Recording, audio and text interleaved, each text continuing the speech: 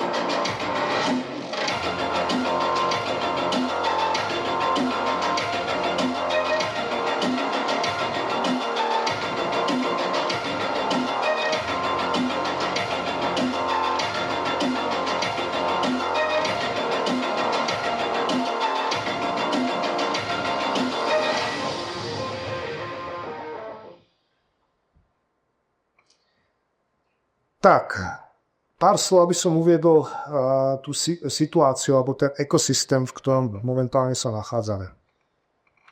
Európska únia zriadila čo sa nazýva EuroHPC Joint Undertaking alebo EuroHPC spoločný podnik, ktorý združuje celú radu členských zemí Európskej únie, úsilí realizovať a implementovať naprieč Európou celú radu klasických superpočítačov a aj kvantových počítačov. A v rámci tohto úsilia Európska únia v tejto chvíli inštaluje, dá sa povedať, 10 rôznych kvantových počítačov.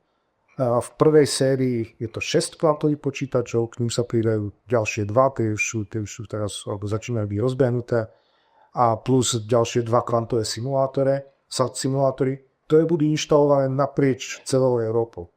Čo je zaujímavé, že tieto kvantové počítače sú všetky rôzne. Každý z nich je postavený na iných technológiách. Ja pár slov o tých technológiách poviem neskôr. Teraz je dôležité to, že v skutočnosti je to dnes tak, že tých možností, ako stavať kvantové počítače, je veľa a nie je celkom jasné, že ktorá je tá víťazná. Preto je veľmi vhodné skúsiť rôzne technológie, rôzne možnosti a realizovať rôzne kvantové počítače založené na rôznych princípoch. No a my spolu s našimi kolegami z Poľska, ďalší kvantový počítač bol práve teraz inštalovaný v Poznaní, sme v podstate úplne na špici tohoto vývoja. Sú to prvé 2 kvantové počítače, ktoré v rámci tohoto úsilia už boli spustené alebo rozbehnuté a ktoré zakrátko budú skutočne v prevádzke pre všetkých našich užívateľov, teda aj pre vás. Nie sú to ale jediné kvantové počítače. Naprieč Európou je niekoľko kvantových počítačov. Keby som to mal odhadnúť, povedal by som, že ich je povedzme okolo 10 alebo takéto nejaké číslo. Inými slovami, náš kvantový počítač VLC je skutočne na špičke tohoto vývoja. Je to jeden z mála, ktorý je teraz v Európe a je unikátny svojou technológiou. V čom tá unikátnosť spočíva, skúsim vysvetliť za na ved. Tá cesta k tomu kvantovému počítaču naša bola tiež zaujímavá a bohužiaľ trošku dlhá. V červnu 2022 EuroHPC vydalo výzvu, ktoré vyzývalo aby záujemcov, aby sa uchádzali o realizáciu a hostovanie kvantového počítača.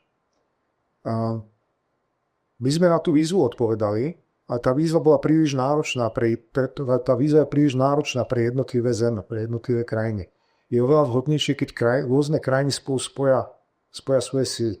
A my sme spojili sily s ďalšími 9 krajinami zo 14 rôznych inštitúcií a založili sme čo sme nazvali LumiQ konzorcium.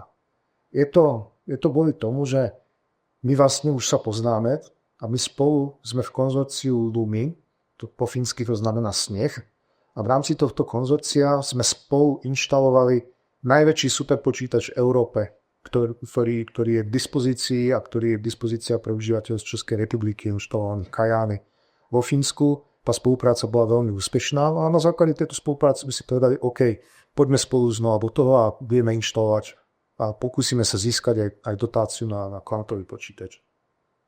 Takže dali sme dohromady konzorcium 9 členských zemí a v rámci toho konzorcia tá hlavná výhoda je, že sme spolu mohli spojiť jak peniaze, tak hlavne expertízu. Mohli sme každý do toho vklada, každý v rámci toho konzorcia má nejaké záujmy, má nejakú expertízu. V rámci toho konzorcia vlastne prevádzkujeme celú radu superpočítačov. Sú tam napríklad samozrejme superpočítač Karolína v Ostrave, sú tam superpočítače v Poľsku, v Krakove, sú tam superpočítače, ktoré sú vo Fínsku, Kajány a niektoré ďalšie. A v rámci toho konzorcia už dokonca sme mali aj nejaké skúsenosti. V rámci toho konzorcia bolo niekoľko kvantových počítačov. Boli tam kvantový počítač, ktoré prevádzkuje centrum VTT vo Fínsku, ktoré má dneska už snad druhý kvantový počítač. Ďalšie kvantový počítač je na univerzite Chalmers v Göteborgu vo Švédsku.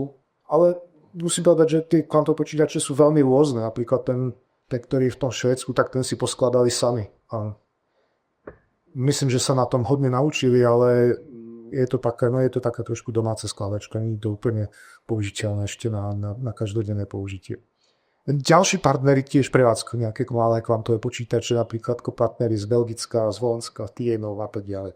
To znamená, my sme dali dohromady expertízu a boli sme schopní podať konkurencieschopnú ponuku, ktorá vlastne na základe ktorej sme dostali dotáciu a podpísali sme, no a ešte by som samozrejme doplnil, Česká republika, čo to konzorcium vedie. My sme tí, ktorí to konzorcium naozaj celé vedieme a ktorý nakoniec ten kvantový počítač fyzicky realizujeme. V červnu 2023 sme podpísali tzv.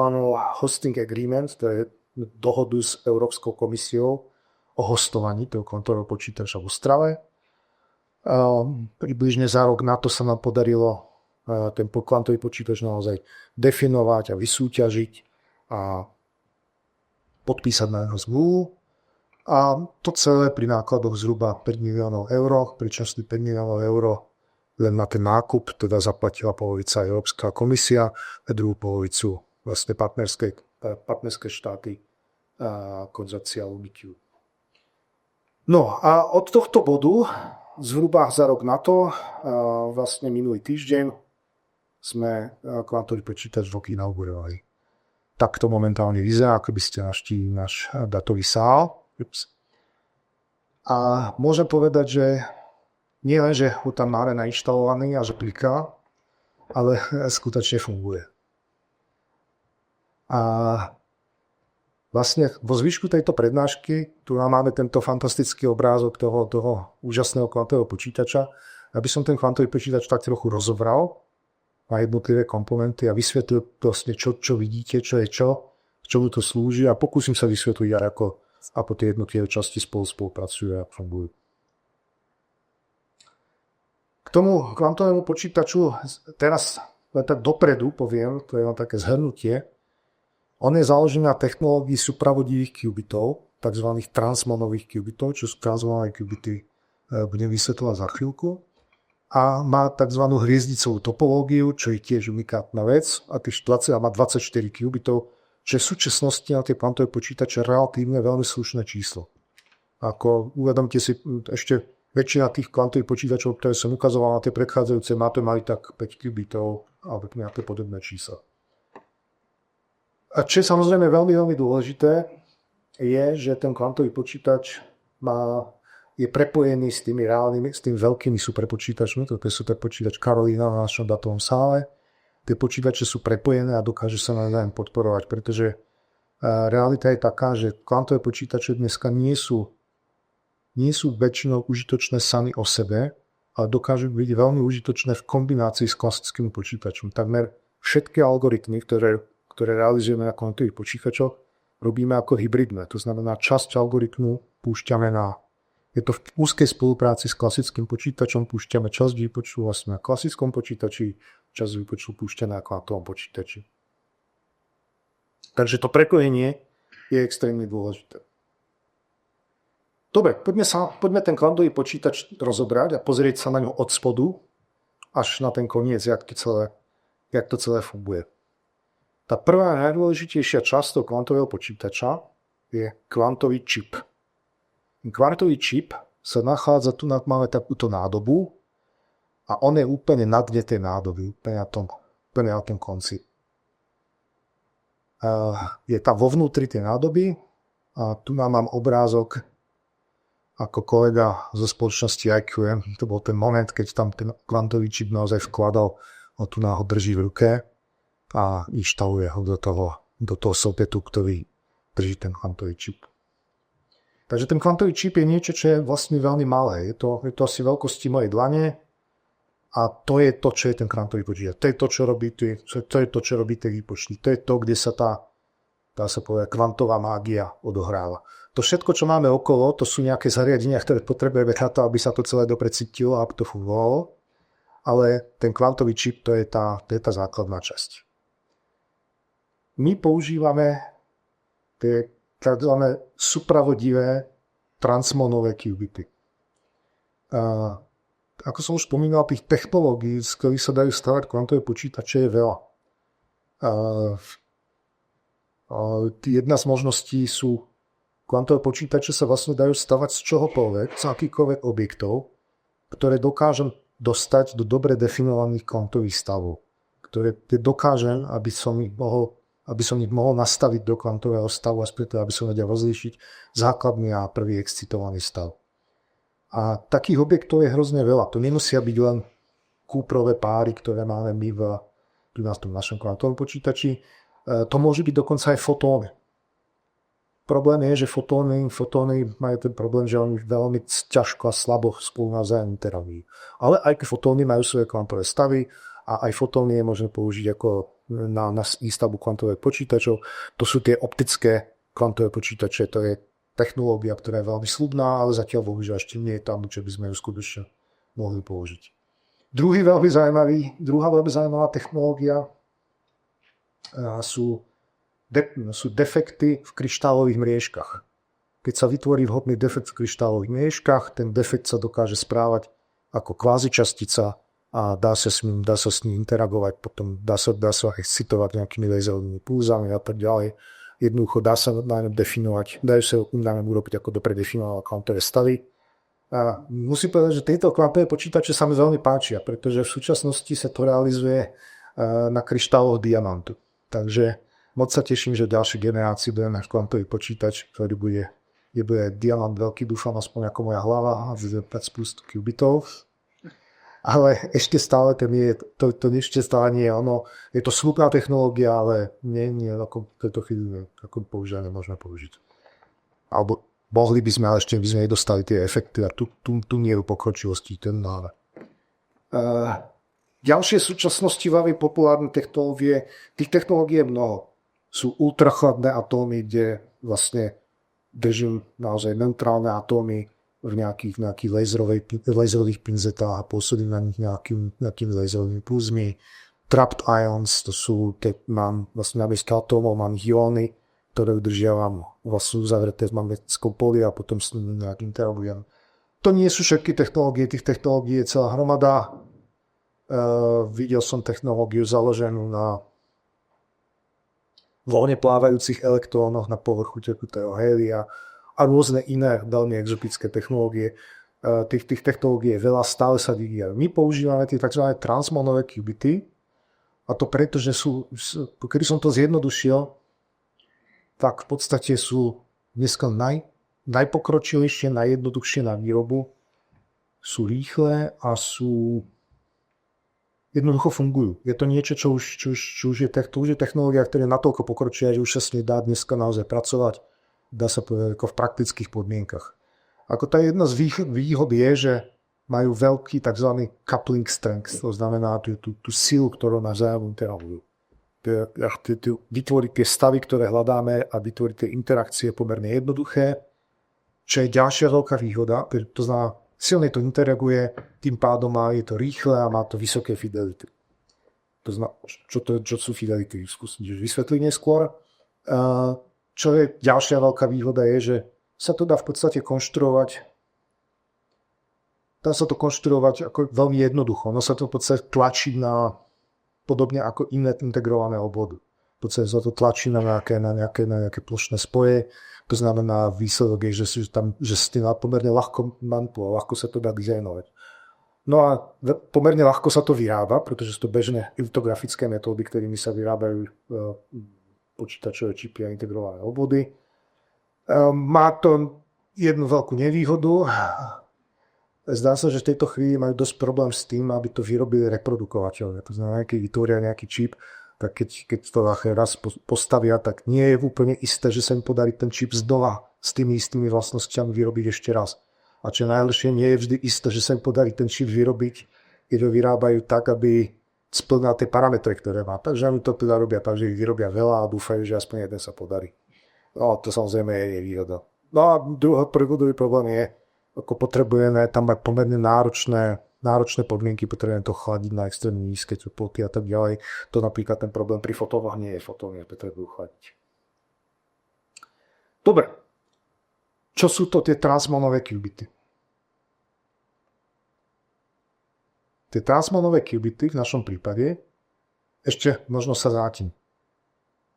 Qubity, ten kvantový počítač na tom kvantovom čipe má qubity. Tie qubity, to nie je jednotka informácie, ako ste zvyknutí, že sú bity. V tomto našom prípade v tých kvantových počítačoch qubity sú skutočne fyzické zariadenia.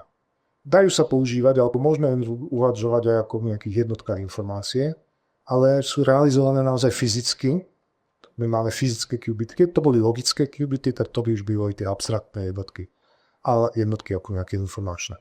Ale toto sú skutočne fyzické zariadenia, o ktorých ja hovorím. To fungujú ako fyzické zariadenia, s ktorými potrebujeme nejako interagovať. Čiže my máme tie qubity na tom kvantovom čipe a máme ich tam 24. A tie qubity sú postavené na hrozne jednoduchom princípe. Poznáte, určite mnohí ste mali niekde na fyzike v škole tzv. LC obvody alebo klotné obvody.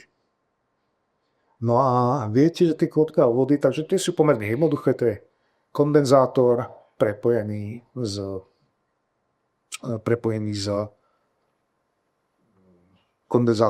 s cievkou. Ja tú prezentáciu tu na chvíľku preruším a pozrieme sa, jak sa taký klopný obvod správa. Tu mám kde si spustený simulátor. Môj obľúbený simulátor obvodov, určite niektorí poznáte, Falstad. To je taký veľmi jednoduchý klopný obvod. A keď ten klopný obvod teraz nabijem, no uzavriem tento spínač, tak v podstate, čo sa deje, tu mi začína tiecť elektrický prúd, ten nabíja, tu ho to tečie, vytvorí sa tu na magnetické pole a nejaká energia sa uloží v magnetickom poli tej cievky. No keď ten obvod otvorím, tak ten obvod začne oscilovať. Vidíte to? Ten prúd prúdi raz jedným, raz druhým smerom, tak ako sa vybíja sa tá cievka, tá zase nabíja kondenzátor a stále takto dookola. Ale bohužiaľ čiže mám tu na podstate niečo, čo sa dá matematicky popísať ako oscilátor. A v tomto prípade je to harmonický oscilátor.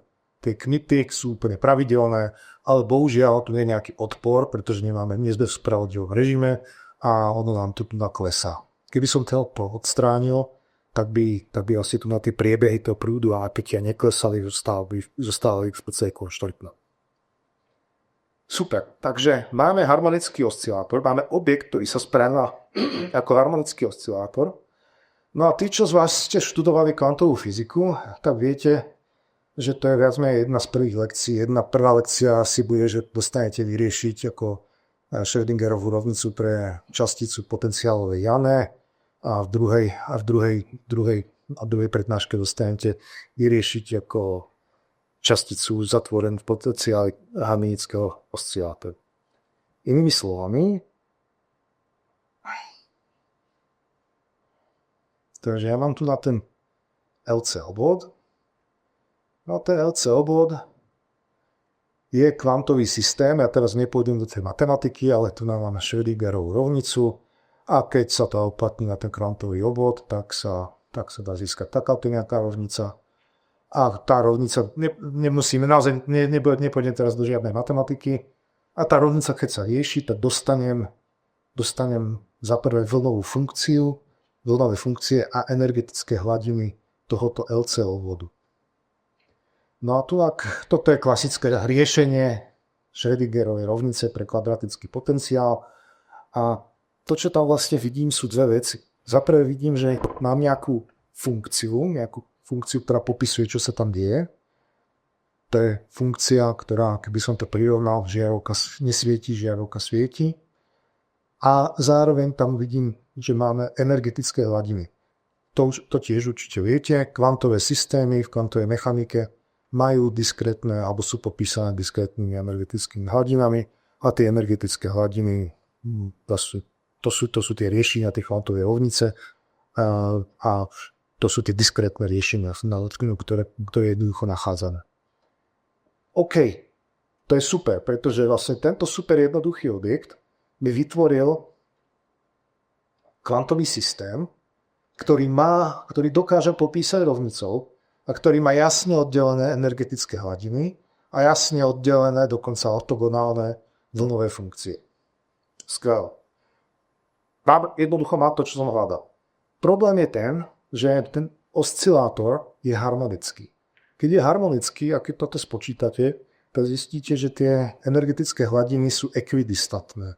Že ten reprík tých energií, ktoré ten obvod nesie v tom kvantovom svete, je oddelený vždy o rovnakú energiu.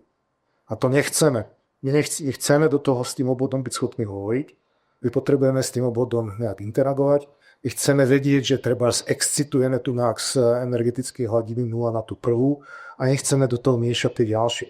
Čo by sa nám stalo, keby to bolo ekvidistantné. Takže tento obvod nie je úplne dobrý. To, čo my potrebujeme, aby to bolo anharmonické. Inými slovami, potrebujeme zariadiť to, aby tu táto krivka nebola kvadratická, ale aby bola trochu nalomená, aby bola proste trošku anharmonická, aby bola trošku pokrivená, no aby to nebol proste ten najjednoduchší ako kvadratický obvod. No a tu sa to darilo docieliť tak, že sa tu tá cievka sa vymení na tých našich qubitoch.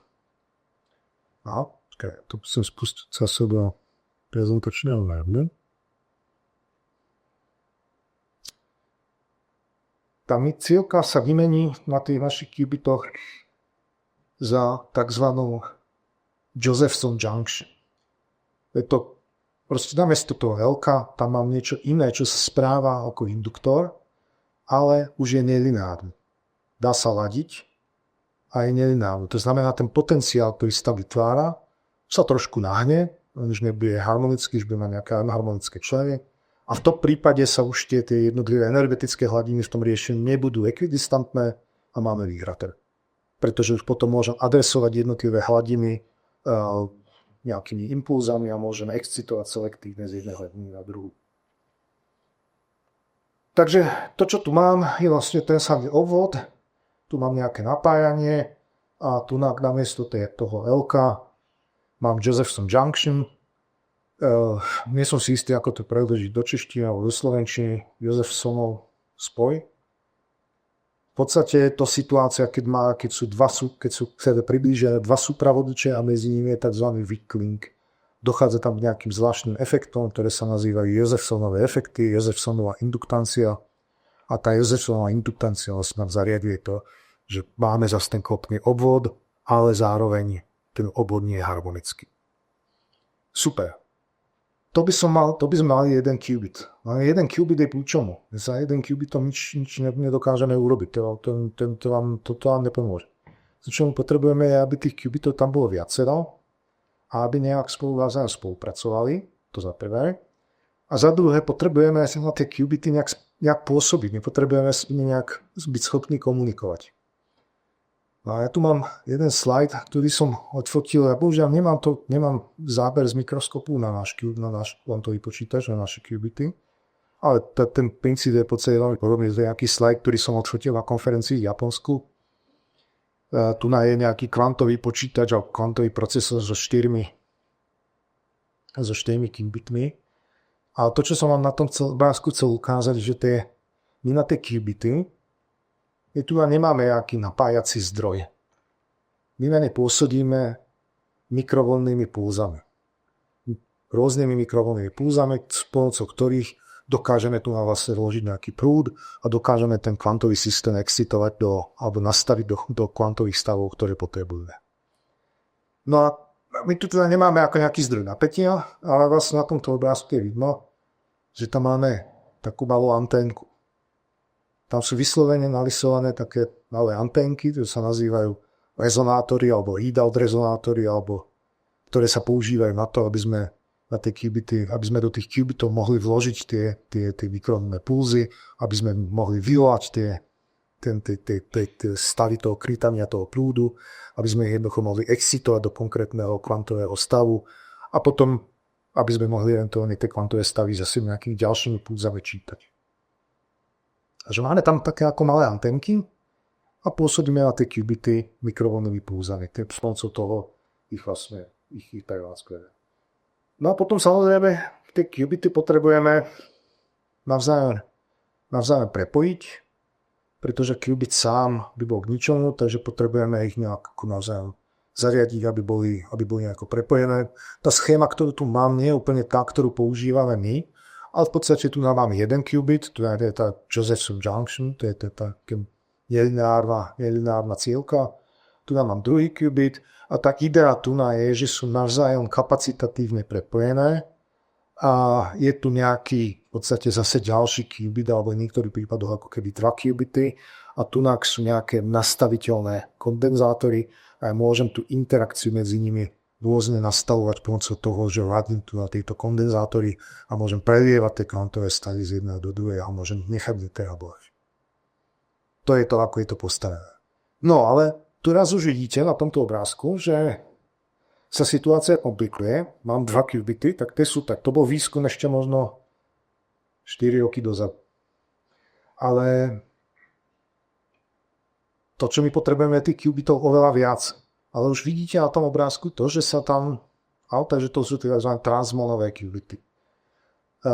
To, čo my potrebujeme ale urobiť, to, čo vidíte, je, že ja potrebujem si rozmyslieť, jak tie qubity tam budú fyzicky umiestnené. Ja potrebujem jeden qubit, druhý qubit, tu na tieto tzv. Couplery, tu je coupler, a potrebujem ich nejak umiestniť na tú plochu. Inými slovami, to, čo vchádza do diskusie, je topológia. Potrebujem si rozmyslieť, čo presne kde bude umiestnené a čo s čím je prepojené, pretože na tom proste záleží. Keď to prepojím inak, tak dostanem iný systém, iný výsledok. No a tu prichádzam, takže v našom prípade je to vyriešené takto. Ten logický obrázok je ten, že tam máme ako keby centrálny qubit a k tomu centrálnemu qubitu sú do takejto hviezdy pripojené všetky ostatné qubity. To je jedna z topológií. Sú iné topológie, napríklad, že sa to dá do mriežky. Alebo teraz sa prichádza s topológiou, že by sa to mohlo dať do kombinácie takých hviezdic. A tak ďalej. Ako tých topológií je celá rada. No a v našom prípade to teda funguje tak, že ten centrálny qubit je centrálny rezonátor. To je ako naozaj to je naozaj ako zariadenie, ktoré je dokonca harmonické a ktoré dokáže ako fungovať ako qubit. No a k tomu máme tými tunable couplers, tými párovačmi, týmito zariadeniami tu na strede. Máme pripojené tie jednotlivé qubity. A máme ich tam 24. No celé toto je poskladané na tej čipe tak, aby sa to tam čo najlepšie zmestilo. Je to potom zoradené do tvaru nejakej space filling curve, aby to ako čo najefektívnejšie vyplnilo ten priestor, ktorý tam máme. A tá výhoda, prečo sa to takto robí, je tá, že ja potrebujem, aby tie qubity spolu navzájom boli schopné hovoriť. A predstavte si, keby som mal tie qubity takto len radom za sebou, tak keby som chcel, aby hovoril ten prvý qubit s tým posledným, tak nemajú ako. Druhá možnosť, ako tie qubity spolu môžu hovoriť, sú tzv. Swap operácie. To znamená, to sú akési operácie, kde nastavím tie tunable couplery tak, aby si tie qubity vymenili tie populácie, aby tie vlnové funkcie, ktoré sú na tých qubitoch, pretiekli z jedného qubitu do druhého a z druhého do prvého. To sú tzv. Swap operácie, ktorými môžem zariadiť, že keď mám jeden qubit a druhý qubit, ktorí sú v nejakom stave a potrebujem teraz, aby spolu hovorili, tak ich medzi tými všetkými ďalšími qubitmi tak to môžem poprehadzovať, poswapovať, až sa teda stretnú, komunikujú, dojde k tej operácii kvantovej, ktorú potrebujem a potom zase potrebujem odlodiť naspäť, tam, kde boli. Problém je v tom, že tie swap operácie, tie trvajú čas. A my toho času na ne máme veľa. Prečo, to vysvetlím za chvíľu. Inými slovami, tie swap operácie tie nie sú súčasťou výpočtu. My tie nepotrebujeme na to, aby sme dosiahli nejaký výsledok. A my potrebujeme na to, aby vôbec ako sme boli schopní, aby tie qubity navzájom mohli hovoriť. Ale ten čas je pre nás stratený. A čas je tým pri kvantových počítačoch, aspoň v tejto ére, veľmi drahý. No a v prípade tých qubitov, ktoré máme keď máme túto hviezdicovú topológiu, tak budete potrebný, keď chceme, aby hovoril qubit 1 s qubitom 6, tak jediné, čo potrebujeme prehodiť na tú populáciu, tú stav toho qubitu, ten kvantový stav, tu máme ten centrálny qubit a potom zrealizujeme tú operáciu tej interakcie a potom tie qubity zase od seba môžeme vzdialiť. Inými slovami, v tejto topológii dokážeme ušetriť hrozne veľa tých swap operácií, tých operácií, keď sa prehadzujú tie stavy tých qubitov medzi sebou. A tým, že to ušetríme, tak získavame čas, ktorý môžeme použiť naozaj na ten užitočný výpočet. Môžeme ísť do toho, aby sme urobili tie naše kvantové obvody hlbšie. To znamená, aby sme obvodili viac tých kvantových operácií. Takže tu je to veľmi jednoduché. V našom prípade je to trošku zložitejšie. U nás to funguje dokonca tak, že my tam nerobíme swap, ale move. To znamená, my tú populáciu z toho qubitu ako presunieme na ten centrálny rezonátor, ktorý je prázdny. Potom urobíme tie interakcie a potom zase presunieme naspäť. A ešte máme tam ďalšie možnosti, pretože ten centrálny rezonátor, tým, že je harmonický, tak my dokonca môžeme urobiť to, že tam môžeme presunúť tých operácií, tých populácií naraz viacero a môžeme robiť nejaké podivné efekty, ktoré možno celkom nie sú ako tak klasické kvantové počítanie, ale je to ako extrémne zaujímavé a môže to priniesť ako ďalšie vylepšenia do niektorých algoritmov. Takže v našom prípade, tým, že máme tú hviezdicovú topológiu, tak tu nám máme nejaké porovnanie, že koľko tých swap operácií by som potreboval, keby som mal 12 qubitov zoradených do nejakej vriešti. Vidíte, že tých kvantových operácií, tých swap operácií je vždycky veľa, aby som sprostredkoval tú interakciu. Ale v prípade toho nášho kvantového počítača, keby som mal 12 qubitov, my máme teda 24, tak vlastne potrebuješ len dve tie swap operácie. Alebo keby som chcel ísť všetky páry, tak potrebujem, povedzme, dvojnásobok, 26. Prečo to celé robíme? No, preto, aby sme mohli robiť to kvantové počítanie, potrebujeme, aby tie qubity spolu interagovali. A ja sa teraz pokúsim varovali ma, že to je zdĺhavé, zložité a nie vždycky sa tomu dá úplne dobre rozumieť. Skúsim vysvetliť úplný základ, čo sú to tie qubity a prečo s nimi takto pracujem. Keď si vezmem obyčajné bity, tak to sú nuly a jedničky. A aby som sa vyhol matematike, tak ja som to dal, že žiarovka nesvietí a žiarovka svieti. A tie qubity môžem mať teda, ako obyčajne bit mám 0 alebo 1. Svieti alebo nesvieti, nič medzi tým. A to sú tie jednotky informácií, s ktorými pracujem. Presne rovnako to funguje pre qubity. Ja môžem mať tie qubity vypnutý alebo zapnutý. Môžem mať v základnom stave alebo v excitovanom stave. Fajn. Úplne rovnako. Ale tiež môžem dostať situáciu, kde ten qubit je v stave, že tam mám že žiarovka čiastočne nesvieti a čiastočne svieti.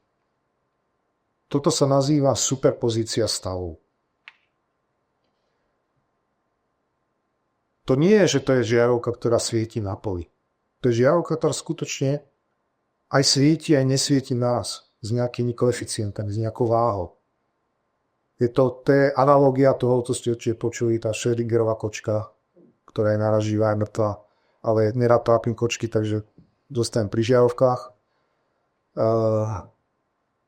Toto sa nazýva superpozícia stavov. Ja dokážem dostať stavy, ktoré sú naraz, ktoré sú lineárnou kombináciou tých stavov. Prečo tak je? No, je relatívne jednoduché. Keď naši pravcovia, fyzici kvantoví prvý raz riešili kvantovú Schrödingerovú rovnicu, tak si pomerne rýchlo všimli, že aj lineárne kombinácie riešení sú riešeniami tejto rovnice. Inými slovami prišli na nápad, no tak to znamená, že teda asi to môže byť, tá kočka v tej krabici môže byť naraz aj mŕtva, aj živá, môže mať žiarovku, ktorá je naraz zapnutá aj vypnutá, nie niekde medzi. Je tam aj tam naraz. Bolo to považované za paradoxné, ale nakoniec sa podarilo ukázať, že to tak naozaj je, že to naozaj existuje, že také stavy dokážeme skutočne nahodiť.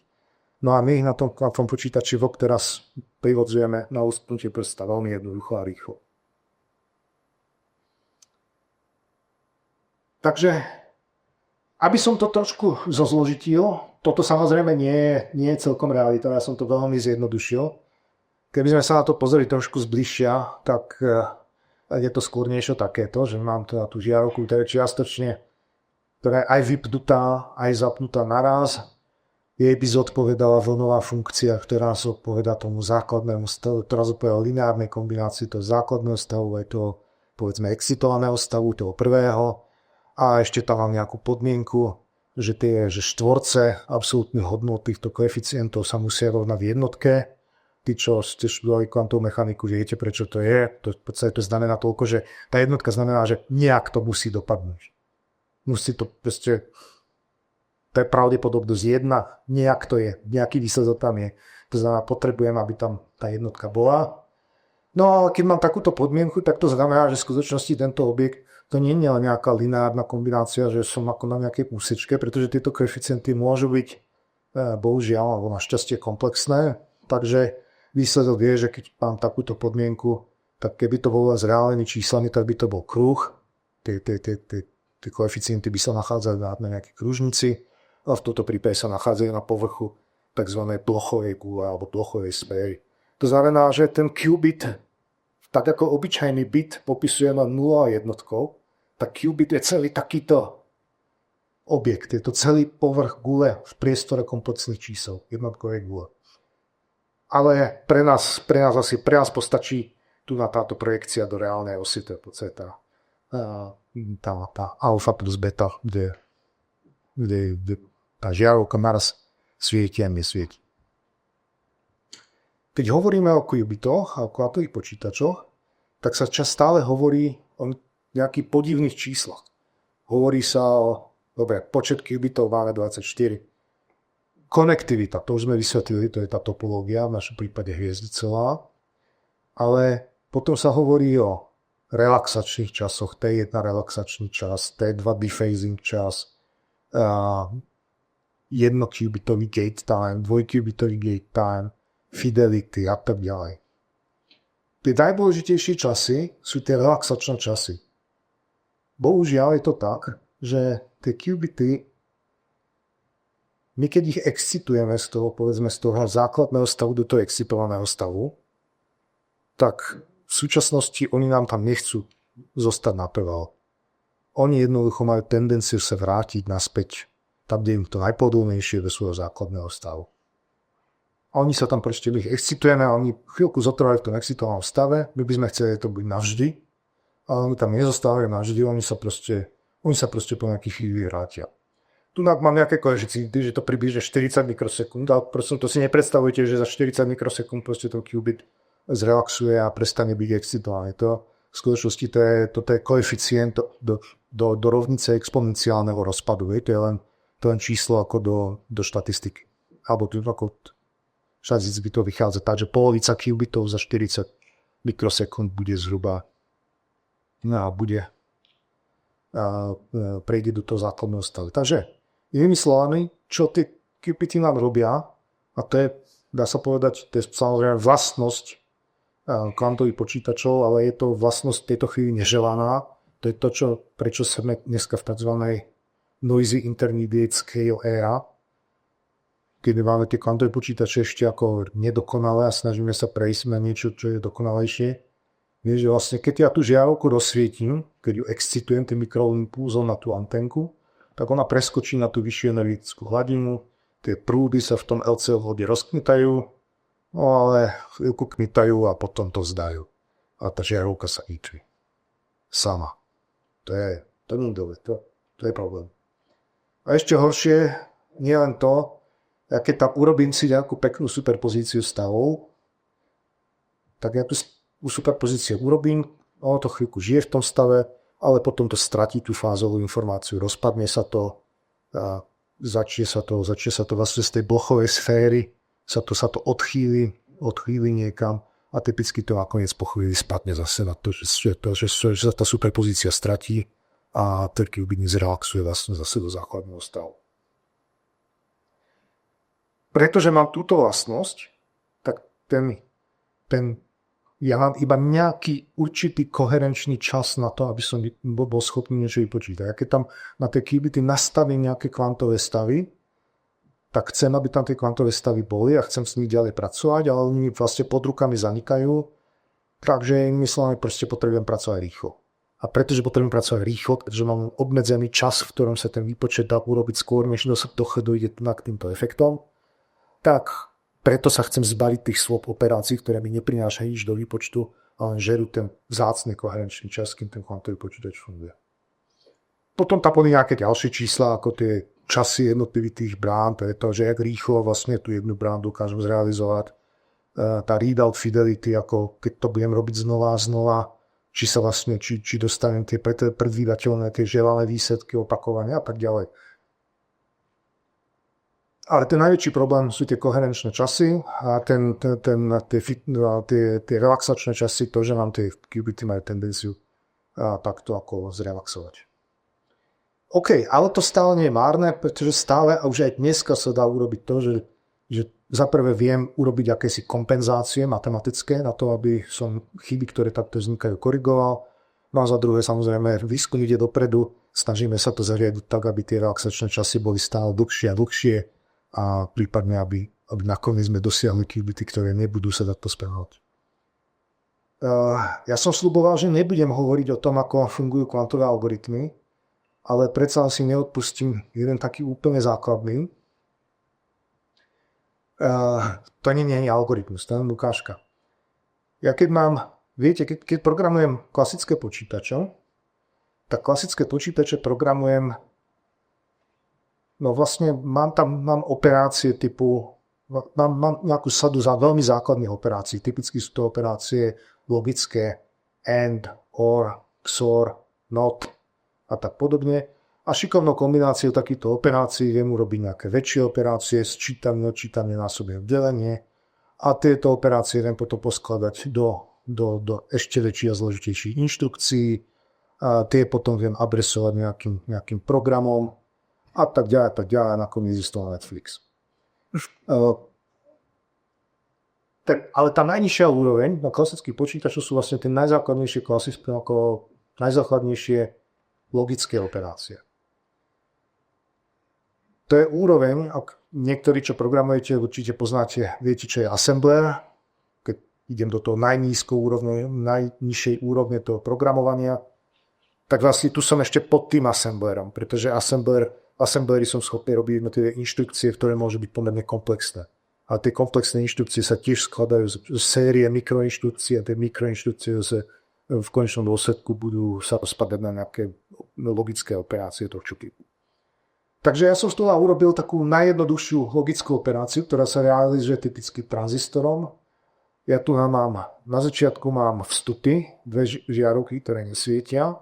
Pre obyčajné byty, o obyčajnom počítači hovoríme. A teraz urobím tu na operáciu NOT. To znamená, tá operácia NOT robí to, že sa pozrie, či žiarovka svieti alebo nesvieti a urobí presný opak. Takže táto žiarovka sa mi rozsvietila, tá prvá. A potom urobím operáciu OR, ktorá berie dva vstupy. Berie tento vstup a tento vstup. A OR sa pozrie, či aspoň jedna z tých žiaroviek svieti. Ak aspoň jedna svieti, tak rozsvieti žiarovku, na ktorú bola tá operácia OR aplikovaná. A vo výsledku mám dve žiarovky, ktoré nesvietia, aplikujem na ne takú logiku a dostanem dve žiarovky, ktoré svietia. Jeden výsledok. Nesvieti, aplikujem, svieti. Super. Pre qubity je to trošku zložitejšie, pretože tam urobím to, že mám žiarovku, ktorá nesvieti. A ja teraz na ten qubit, to je qubit, ktorý je v základnom stave. A ja ten qubit zapôsobím dobre voleným mikrovlnným pulzom, ktorý implementuje tzv. Hadamardovú bránu. Tá Hadamardová brána je, že hodí ten qubit do superpozície stavov. Vytvorím z qubit, kde tá žiarovka naraz nesvieti aj svieti. Ten qubit je inými slovami nerozhodnutý. On sa rozhodne, až keď sa na to pozriem, až keď ho zmeriem. Až vtedy bude jasné, či to jak to vlastne dopadlo, či bude žiarovka svieti alebo nesvieti. No a na ten druhý qubit aplikujem podobnú operáciu, akorát v tomto prípade to bude CNOT, Control NOT. Control NOT robí to, že robím ten NOT, ktorý sa pozrie, že či tu na tento qubit je zapnutý alebo vypnutý a podľa toho urobí presne opačne na tom druhom qubite.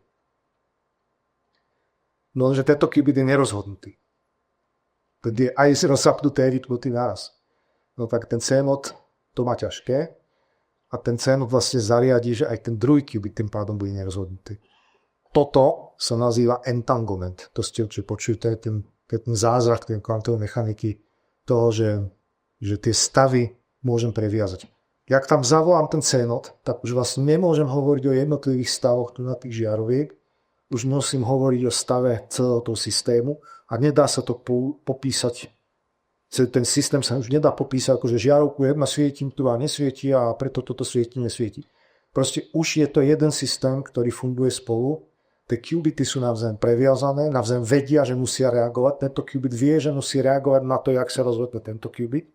A tá interakcia, to je keď ja teraz by som tie qubity zobral a od seba oddelil, tak to previazanie tam zostáva. To je tá podivná interakcia, strange interaction over distance, čo vlastne komentoval Einstein a ďalší fyzici, že to tam nie je možné, to je nezmysel.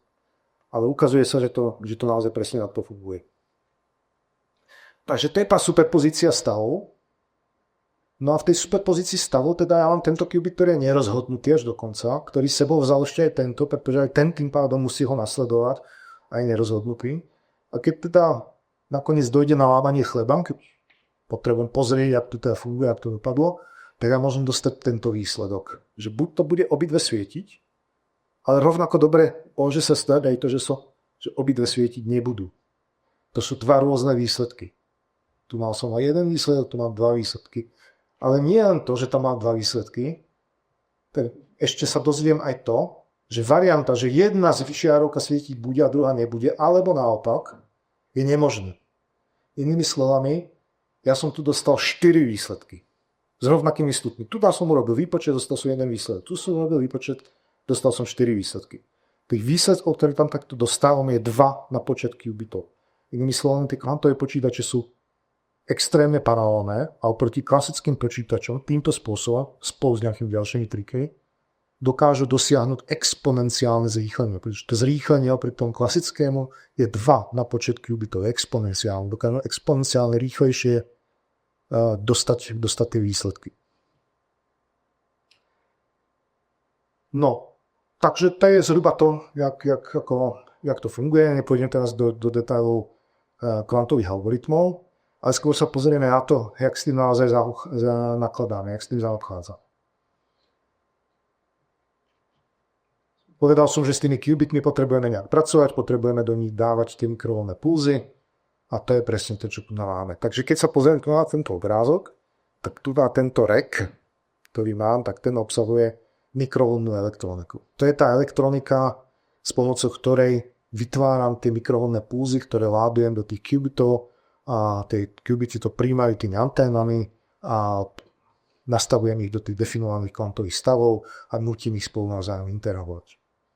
Keby som to rozobral na drobné, tak v podstate to, čo tam nájdem, sú nejaké sú ako generátory vlnových funkcií, generátory ako funkcií, kvantový analyzátor, generátory signálu, nejaký radič, ktorý to všetko dáva dohromady, mikrovlnný generátor, napájacie zdroje, referenčné hodiny, pretože potrebujeme tam povedané presné časovanie, nejaký server, ktorý to všetko ovláda, UPS a tak ďalej.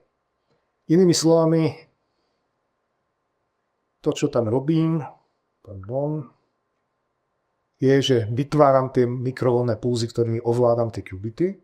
A všimnite si tu na tieto káble, to sú koaxiálne káble, ktorými tie mikrovlnné pulzy ládujem do toho kvantového čipu, ktorý je tu na dole.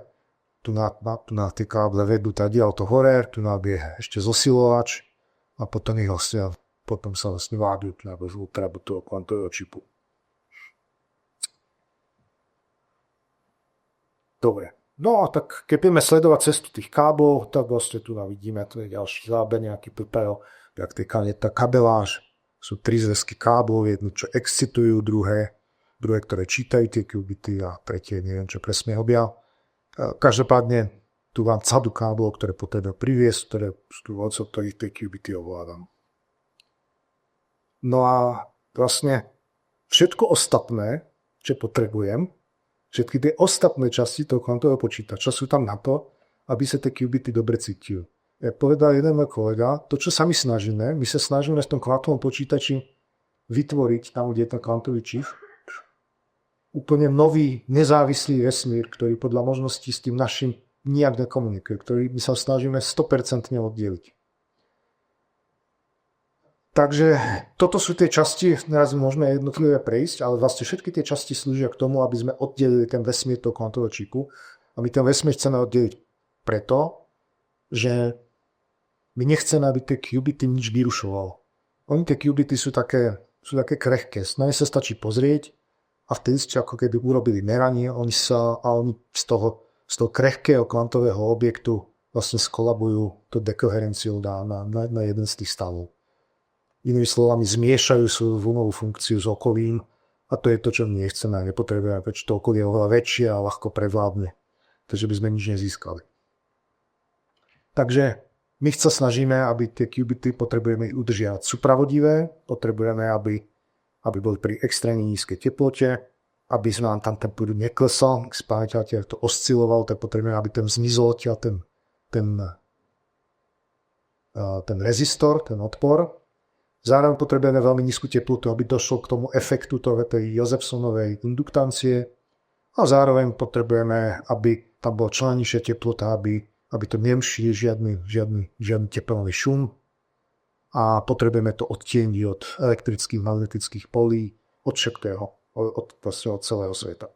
No a to je to, čo tu nás zariaduje tento tzv. Kryostat. Takže toto celé sa nazýva kryostat, aj to, čo je vo vnútri, to si ukážeme za chvíľku. A ten kryostat, aby bol vlastne chladený a vaplovaný, tak tu máme gas handling systém, ktorý zaisťuje časť toho chladenia a to vákuum. Máme tu na vzadu sú kompresory pulzných trubíc, ktoré zaisťujú to chladenie. No máme rek, ktorý to celé ovláda, je tam ovládací počítač. A ešte tam máme nejaké kompresory, ktoré ovládajú ventily s pomocou stlačeného vzduchu. Čo sa týka tej teploty, tak aby ste mali predstavu, aké teploty tam máme. Na tom spodku toho kryostatu, kde je ten kvantový čip. Tak ja som tu uvedol takú škálu, ktorá je ako viac menej po jednotlivých, ako sa to povie, orders of magnitude, jednotlivých rádoch veľkosti. No, keď som vzal teplotu na slnku, tak je to okolo 5000 kelvinov alebo 4700 niečo stupňov Celzia na povrchu slnka. OK, pokojová teplota, povedzme okolo 20 stupňov, 293 kelvinov. Teplota vody zmiešanej s ľadom pri normálnom tlaku 0 stupňov, 273 kelvinov. Keď si vezmem teplotu tekutého dusíku, to už je naozaj pomerne chladné, ste videli film Terminátor, viete, čo to dokáže urobiť, tak to je minus 196 stupňov, 77 kelvinov.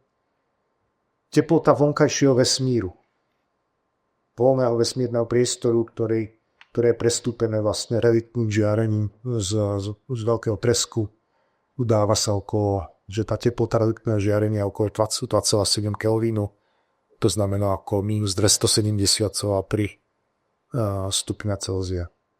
No a na tom čipe, na tom kvantovom počítači, my tam udržiavame teplotu, ktorá je minus 273,14 kelvinu, približne minus 273,14 stupňa Celzia, približne 0,01 kelvinu, to je 10 milikelvin, takmer absolútna nula. Takmer absolútna nula. A tu na to vidno, tu naozaj to tak je, toto je záber na jeden z tých kontrolných panelov, tu vidíme, momentálne sme na teplote 9,9 milikelvinu, takže tam je to naozaj extrémne nízka teplota a máme ju tam práve kvôli tomu, aby ten kvantový čip nebol ničím rušený, aby nevnímal žiadne okolie, aby sme nerušene mohli prebiehať tie kvantové procesy. Jak to chladenie funguje? To je tiež veľmi zaujímavé. Tá prvá časť je tam vlastne dvojstupňové chladenie. Tá prvá časť je pomerne jednoduchá. Je to niečo veľmi podobné, ako je naša lednica. V podstate kompresia, expanzia plynov, v tomto prípade hélia. To znamená, vlastne máme tam ako komprimované hélium, je tam nejaká pravdepodobne izotermická kompresia hélia oproti chladičom, potom prudká expanzia hélia. To znamená, tu máme niečo, čo sa nazýva, tu je časť toho prvého chladenia, máme tu niečo, čo sa nazýva pulzné trubice, alebo chladenie pulznými trubicami, a sú tam kompresory, ktoré natlačia hélium, tu máme také trubice, to hélium potom necháme prudko expandovať, dojde k schladeniu a potom sa zase vyčepá, stlačí a ochladí sa v kompresore, alebo teda stlačí sa v kompresore a to teplo, ktoré tam vznikne, sa odvedie do chladiacej vody a ten cyklus sa opakuje dokola. Vytvára to taký zaujímavý zvuk, neviem, či ste niekedy kvantový počítač počuli, je to také pulzné pískanie, taký zaujímavý zvuk. Musím povedať, že kolegovia od IBM v Japonsku považujú ten zvuk za taký zaujímavý, že dokonca ten zvuk ako zaberajú mikrofóny a púšťajú ho návštevníkom kvantového počítača, aby si ho mohli vychutnať. Možno to jedného dňa uvodíme. No a týmto mechanizmom, takže tento mechanizmus nie je nejaký zaujímavý, je to v podstate ten istý systém, ako je bežná letnice, akurát to teda funguje na héliu a skladí ten kvantový počítač zhruba na 4 Kelvin. Ale potom ten zvyšok, ten je zaujímavý. To je niečo, čo je, povedal by som, efektné. To je tu na ten druhý okruh. A ten druhý okruh funguje na princípe zmiešavania dvoch rôznych izotopov hélia. Je izotop hélia 3 a izotop hélia 4. Izotopy asi nemusím vysvetľovať, ale pre istotu áno. Hélium má 2 protóny a celkovo 4 nukleóny, to je hélium 4, to je 2 protóny, 2 neutróny, hélium 4, ale potom máme druhý izotop, 2 protóny a 1 neutrón. Takže to je hélium 3. Hélium 3 a hélium 4 pri nízkych teplotách sa neznášajú. Je to kvôli tomu, že hélium 3 tvorí fermióny. Tých kvantových efektov je tam viacero a jeden z nich je, že hélium 3 tvorí fermióny a musí sa správať podľa kvantovej štatistiky pre fermióny. Hélium 4 tvorí bozóny a musí sa správať podľa inej kvantovej štatistiky. Inými slovami, hélium 3 trpí na Pauliho vyučovací princíp. Proste hélium 3 sa neznáša a potrebuje, keď sa stretnú dve hélia, tak proste musia mať nutný iný kvantový stav. Buď musia mať inak, aspoň iný spin, alebo musia vyskočiť na inú energetickú hladinu. No a keď sa hélium zmiešava pri týchto nízkych teplotách, to helium-3 a helium-4 tvoria dve vrstvy. Proste to kvapalné helium, a tu mám takú nádobku, a tu na hore plána helium-3, a tu na dole je helium-4, a je taká trubica, ktorou to helium-4 ide až sem, tu do tejto druhej nádoby. A to helium-3 tam nemôže preniknúť, pretože tá trubica tu má nižšie než je hladina helium-3, takže to helium-3 tam prirodzene prenikne. No a ja to ani ho ona nechce. No ja to helium-3 nútim turbopumpou, aby proste do toho od helia-4 difundoval.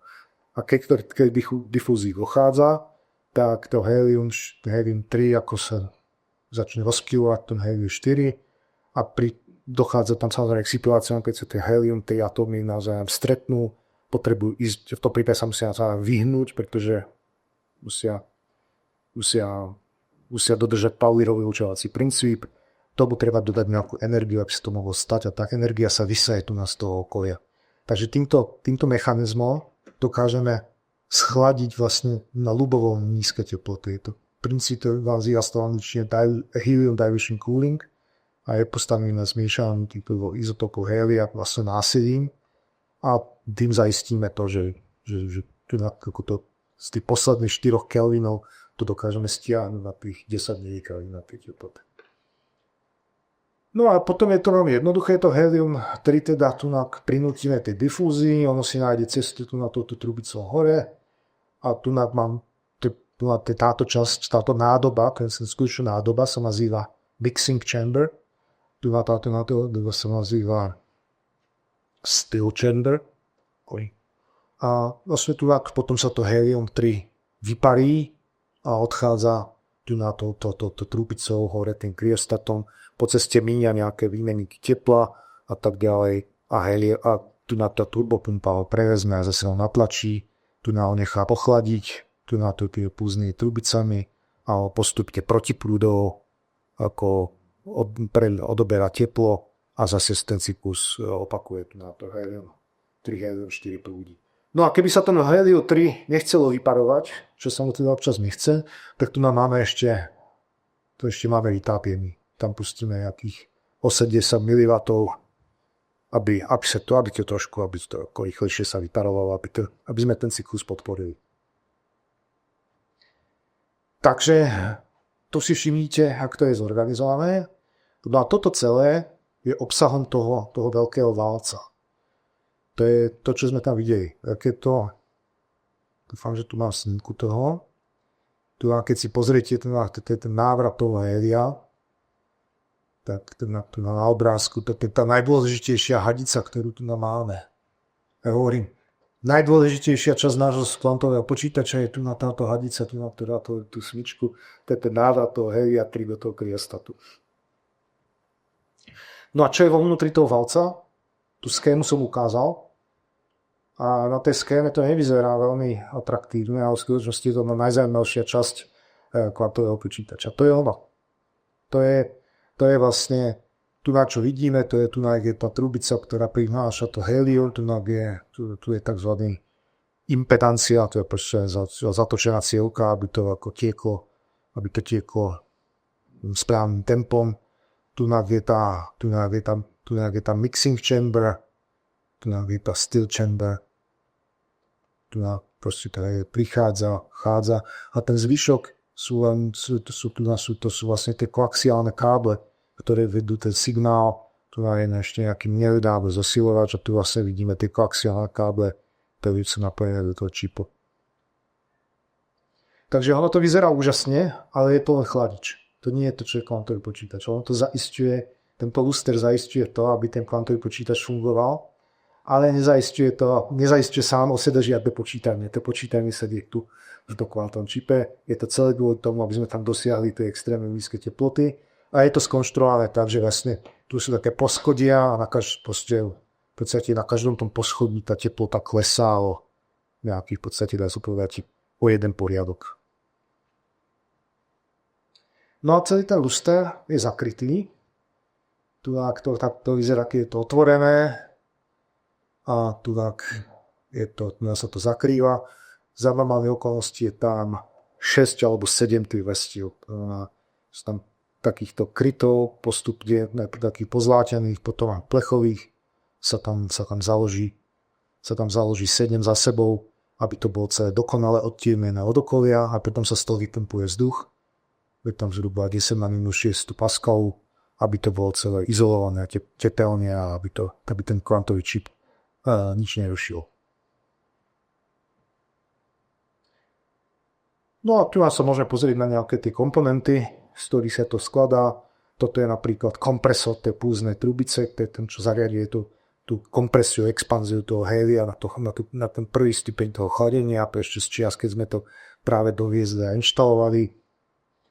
Tu je samotná pulzná trubica vybavená, keď sa to skladalo, vlastne vidíte, tu je tá trubica, v ktorej expanduje to hélium a tu tá tenká trubička, to je to hélium, to je ten návrat toho hélia 3, ktorý sa tam dochladzuje. No, samozrejme, keď sme to vybavili, tak som bol z toho taký nadšený, že som si na to chcel siahnuť. Potom to museli dlho čistiť izopropanolom, aby tam nestali už navždyné otlačky prstov. Tu je pohľad do toho gas handling systému, to je ten rek. Ja sa vrátim ešte, možno, aby tu bolo vidieť. Pozrieme sa na toto z boku. To je ten rek, ktorý zaisťuje tú cirkuláciu toho hélia 3 a ktorý zaisťuje to, že ten kryostav bude pod vákuom. A tam je zhruba, ešte sa vrátim tomu héliu 3, tam máme zhruba 90 litrov héliovej zmesi, toho hélia 3, hélia 4. Hélium 3 je bežné, hélium 4 je bežné, to sú obyčajné balónky, čo ešte kúpi na polti. Hélium 3 ale je extrémne vzácne. To hélia 3, ktoré máme v tom kvantovom počítači, je zhruba za 30 000 eur, niečo okolo 1 000 000 korún. A teda dávaj si veľký pozor na to, aby sme tu nestlačili tie tlačítka v nesprávnom poradí, pretože by sa mohlo stať, že si to hélium 3 vypustíme a v tom prípade by sme asi mali pomerne dosť veľkú škodu. Takže tu máme tú pulznú trubicu, tu je pohľad na turbopumpu. To je turbopumpa. Tu je turbopumpa, ktorá tu vidíte ten návrat toho tu vidíte to hélium, tú trubicu, ktorá privádza tie pajtové hélia 3, tá turbopumpa ich potom ako komprimuje a sa tlačí do tej trubičky nazad do toho systému. Tie turbopumpy sú tam dve, aby to fungovalo. Čo sa nás informatikov týka, tak práca s kvantovým počítačom je super zaujímavá, pretože to obsahuje prácu s tekutým dusíkom, na čo nie sme úplne zvyknutí. Bohužiaľ nemám obársky kolegu v plnej zbroji pri práci tekutým dusíkom. Ja som sa veľmi domnieval, že ten tekutý dusík je vám nejak užitočný na chladenie, ale v skutočnosti nie je. Obytávne nemusel byť, my by sme ho teoreticky nemuseli používať a samozrejme používame. Ten tekutý dusík kam slúži na to, bohužiaľ to na tých obrázkoch, tá nádoba s tekutým dusíkom je miestnená, takže nevidno na tej tých fotografiách. Ten tekutý dusík sa tam používa na to, aby sa to hélium čistilo. V podstate my čo robíme, je, že to hélium 3 prechádza cez ten tekutý dusík, tam je taká patróna naplnená aktívnym uhlím, niečo ako živočíšne uhlie, a pretláčame to hélium 3 cez ten tekutý dusík, cez tú patrónu a tie patróny sa zachytí vlastne v akékoľvek nečistoty, ktoré by to hélium 3 mohlo obsahovať, treba z iné plyny, dusík, kyslík a ďalej, alebo akékoľvek zvyšky materiálov z tých trubíc a ďalej, tak to všetko vlastne sa zachytí v tej patróne a zamrzne to na nej, prejde iba hélium, takže máme tam to hélium 3, aby tá cirkulácia bola zaistená, tak má ešte takúto dusíkovú kúpeľ, takže musíme pravidelne dolievať dusík do kvantového počítača. No a na to naozaj funguje. Vo výsledku sme schopní teda urobiť tie podmienky také, aby to fungovalo. Tento slajd som možno nemal zaradiť. To som si urobil selfiečko, keď som bol nadšený sám zo seba, že sa mi podaril spustiť nejaký prvý super jednoduchý kvantový obvod. Ale to, čo je dôležité, je, že ten kvantový počítač potom potrebuje samozrejme programovať. Na to, aby fungoval, tak je tam celá ako to nejdeme prechádzať To je celá zložitá vrstva softvéru na to, aby sa s ním dalo pracovať, aby som ho mohol vkladať tie jednotlivé brány. To, čo jediné chcem povedať, že to, čo podporujeme, to, čo my poskytujeme ako užívateľom, sú také tie bežné rozhrania ako Qiskit, OpenQASM, Chirk, Pennylang v budúcnosti a tak ďalej. Potom sú tam nejaké ďalšie vrstvy, nejaký klient, ktorý tie požiadavky príjma, ktorých preberá a tak ďalej a ktorý potom láduje do nejakej fronty na spustenie tých jednotlivých hypervoľných pulzov a potom sú tie pulzy spúštené skutočne na tom hardvéri. Čo je ale veľmi dôležité je, že my s tým kvantovým počítačom nemusíme robiť len tie bežné kvantové brány. My máme plnú slobodu voľby toho, aké pulzy s tým kvantovým počítačom do toho kvantového počítača budeme púšťať. To nie je úplne obvyklé. Je to tiež niečo, čo je, dá sa povedať, zvláštne. Keď som 2 roky dozadu hovoril vlastne s dodávateľom kvantovým počítača a hovorím im, no my tam chceme púšťať pulzy, aké nás napadne. Nie len tie, ktoré vy nám dovolíte, nie len tie konkrétne kvantové brány. My potrebujeme mať tú slobodu, aby sme mohli si robiť vlastné brány a robiť výskum, aký potrebujeme. Tak samozrejme, to nie je možné. Čo urobíte? Vy tam pustíte nejaký puls, upražíte tie qubity a bude.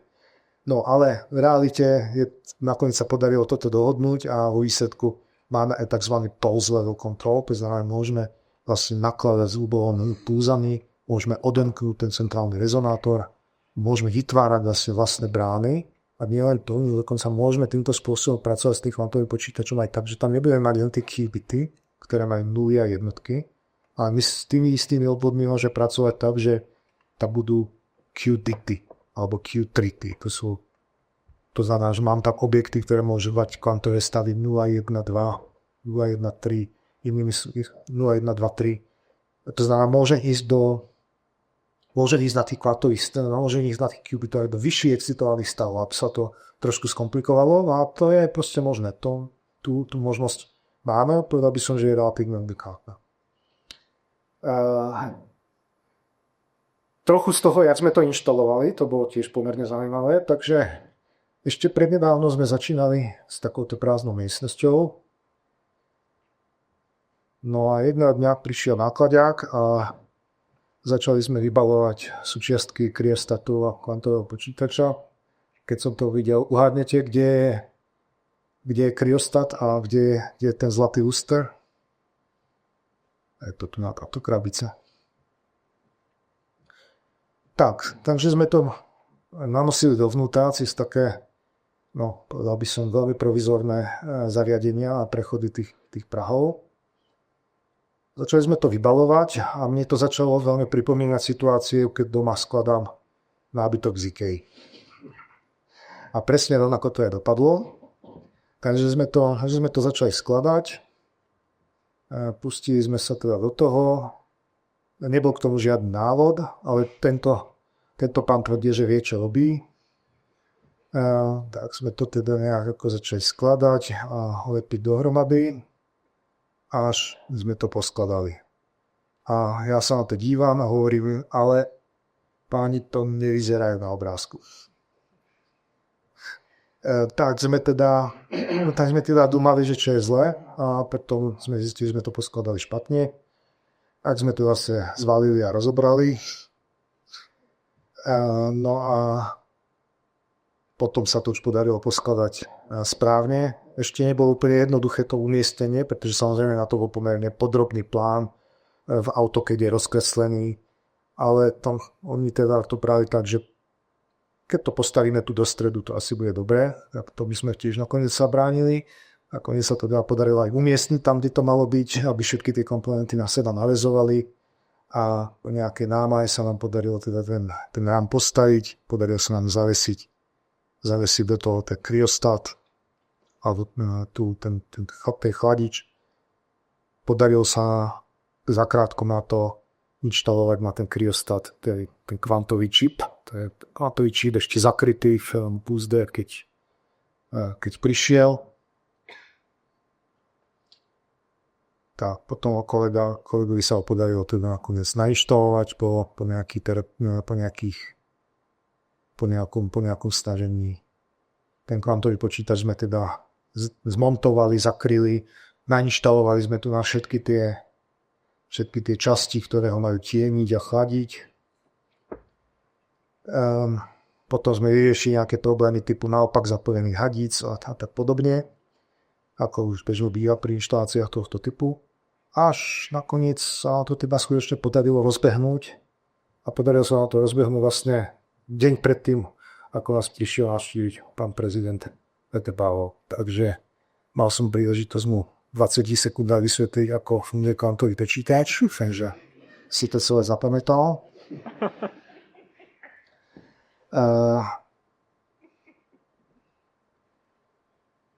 Máme kvantový počítač, ktorý naozaj tam je, ktorý naozaj funguje. To využitie kvantových počítačov je extrémne. Ja stále hovorím, že v tejto chvíli možno ešte ani nedokážeme oceniť, jak veľmi to v budúcnosti zmení naše životy. Ja netvrdím, že ten kvantový počítač VOK, ktorý máme dneska, že ten prináša prevrat. To pozor, ten treba trošku mieriť očakávania.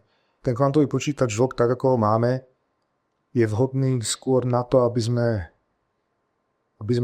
dali tú príležitosť, aby sme mohli nastúpiť do toho vlaku, pretože problém je ten, že tie nožnice sa roztvárajú, ale nie sú to obyčajné lineárne nožnice, sú nožnice, ktoré sú exponenciálne, kde sa jedno to krídlo tých nožníc sa roztvára ako exponenciálne ďaleko. To znamená, že keď tí, ktorí do toho nastúpia teraz, tak vlastne už nemusia nikdy byť schopní dobehnúť ten vývoj a ten svet. To využitie toho kvantového počítača je obrovské. Ja tu mám celú takúto veľkú tabulku. Jedno z najlepších použití, alebo jedno takých ako veľmi jasných použití je vo farmaceutickom priemysle. Ako vývoj nových liekov, predikcie tvorby väzieb medzi molekulami. Máme tam napríklad hľadanie antivirotík, napríklad proti SARS-CoV-2. Toto všetko, čo tu mám, sú konkrétne prípady a príklady, ktoré sa už na kvantovom počítači robili. Kvantové počítače v súčasnosti fungujú tak, že mám nejaké algoritmy a tie algoritmy dokážem použiť a tie algoritmy potom majú uplatnenie v celej obrovskej škále úloh, pričom niektoré tie úlohy dokážu zrýchliť polynomiálne, napríklad Groverov algoritmus dokáže úlohu prehľadávania dokumentov v nejakej databáze znížiť. Ak mám nejakú veľkú databázu, ktorá má n dokumentov, tak keď to robím veľmi dobre, tak to hľadanie bude proporcionálne tomu n. V prípade toho Groverovho algoritmu sú schopní ísť na odmoc minus n. To už nie je zlé, ale ešte to nie je tak fantastické. Ale ja stále hovorím, kvantové počítače dokážu napríklad spočítať 2 plus 3. To vieme aj urobiť. Nie je to žiadna výhoda. Kvantové počítače nedávajú žiadnu výhodu v počítaní bežnej aritmetiky. 2 plus 3 na tom nepôjde onže lepšie ani rýchlejšie ako na obyčajné počítači, skôr naopak. Ale viete, čo sú systémy lineárnych rovníc? Viete, akorát mám treba systém rovníc, kde mám dve rovnice od dvoch neznámych, to určite každý z vás riešil. A už sa človek celkom zapotí. Keď mám 3 rovnice od 3 neznámych, tak už sa to začína zamotávať. V bežných inžinierských úlohách mám tak 1 000 000 rovníc a 1 000 000 neznámych, alebo možno miliardu rovníc a miliarde neznámych, keď je to nejaká väčšia úloha typu výpočet predpovede počasia a tak podobne. Tie kvantové počítače vedia spočítať systém lineárnych rovníc, napríklad, to je len jedna z mnohých aplikácií, rovnako ľahko ako 2 plus 3. Je to pre nich to isté. Keď kvantový počítač to urobí vlastne v tých istých krokoch, takže prespúma celý ten priestor tých riešení a ponúkne vám všetky tie riešenia tak, aby ste mohli vybrať tie, ktoré potrebujete, alebo priamo tie riešenia, tie koeficienty, tie štatisty, tie výsledky toho merania kvantového počítača zodpovedajú, alebo môžu zodpovedať pri nejakej interpretácii tým výsledkom, ktoré hľadáme. To znamená, kvantové počítače ako prinášajú obrovské možnosti obrovského zlepšenia skoro vždy v spolupráci aj s klasickými počítačmi. Pretože kvantové počítače slabo zvládajú klasické úlohy, ale skvele zvládajú úlohy, na ktoré sú hodné. Moje základy sú v oblasti výpočtovej chémie. Ja viem, aké obrovské energiu aj vlastne v rámci superpočítačových služieb, v rámci IT for Innovation z Českej republike má výpočtová teoretická počítačová chémia obrovskú tradíciu. časť metód výpočtovej chémie vlastne priniesli ľudia z prostredia z Českej republiky, vytvorili, vymysleli tieto metódy. Výpočtová chémia dokáže predpovedať, ako budú reagovať liečivá,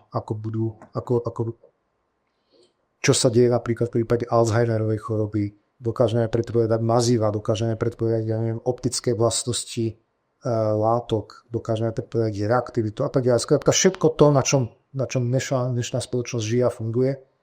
Bohužiaľ, tie výpočty sú za prvé extrémne náročné a za druhé aj pri tej extrémnej náročnosti sú extrémne sú relatívne málo presné.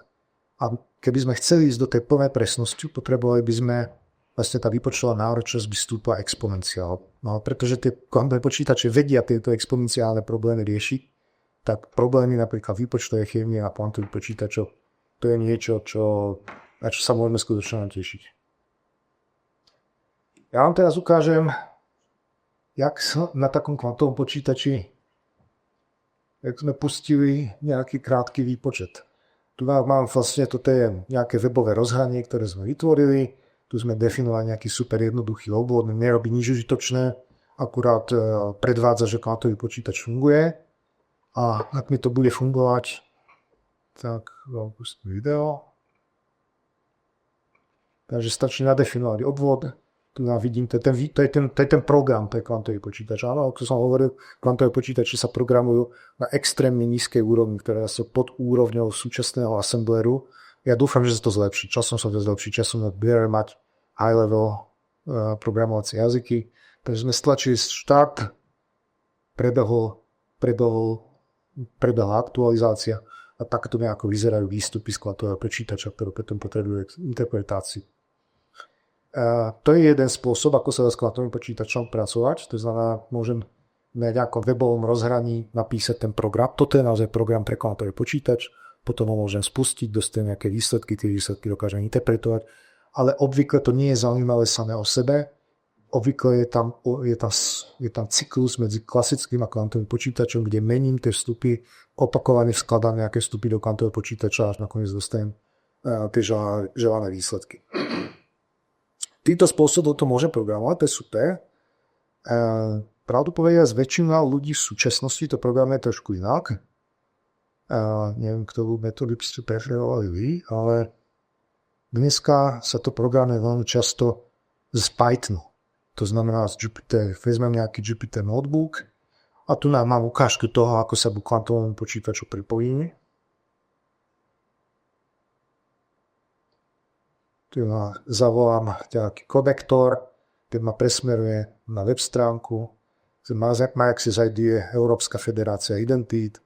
Ja tam vložím svoju organizáciu, že som z VŠB, vyhlásim sa,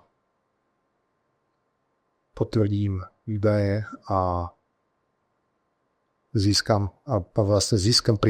prístupový token na ten kvantový počítač, k nastaveniu informácií, že sa mi podarilo pripojiť. A keď už som pripojený, tak potom to obvykle vyzerá nejak takto.